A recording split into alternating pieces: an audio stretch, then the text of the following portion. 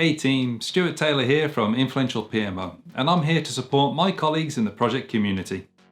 Today is a 60-second short video on your assumptions and why you're not doing anything with them. You need to have tested the validity of all of your assumptions before you get into implementation. The sooner the better. The longer you leave it before doing so, the more risk you're building into your project. If your assumptions say you're going to have such and such resources for your team, go and secure them. Get a commitment. If your assumptions say that you're going to have access to such and such technology, make sure you've got it. So check back on the assumptions and make sure that everything is as it should be. Well, I hope the video is going to be useful to you. If it's a reminder to go and validate those assumptions, trust me, it will be.